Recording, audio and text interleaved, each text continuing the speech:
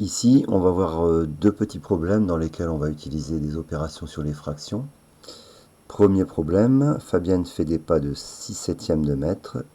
Et la question, c'est combien lui faut-il de pas pour parcourir la distance de 84 mètres.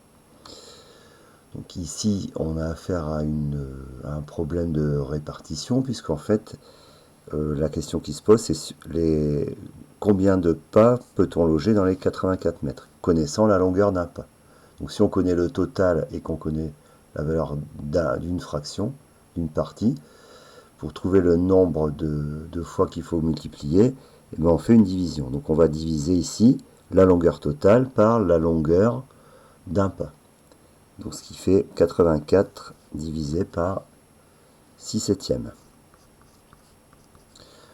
Donc pour effectuer une division par une fraction, on multiplie par l'inverse. Donc ça c'est égal à 84 multiplié par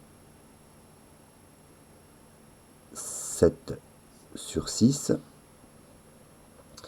Et donc ça nous donne 84 fois 7 divisé par 6. Bon, ici 84 divisé par 6, ça fait 14. Donc ça c'est égal à 14 fois 7.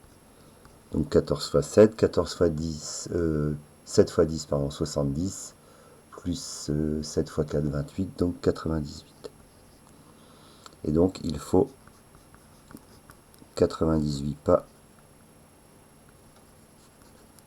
pour faire 84 mètres. Autre problème simple, le produit d'une fraction par 3/7 est égal à 11/5. Quelle est cette fraction?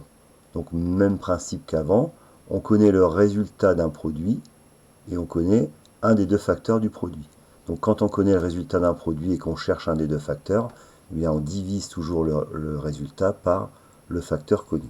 En l'occurrence ici, on va diviser 11/5 par 3/7. La technique c'est la même qu'avant. La fraction qui est devant le signe divisé ne change pas. On change le divisé en fois et on inverse la deuxième fraction, ce qui fait que le 3/7 est changé en 7/3. Ce qui nous donne en haut 11 fois 7, 77. Et en bas 5 fois 3, 15. Donc le résultat c'est 77/15.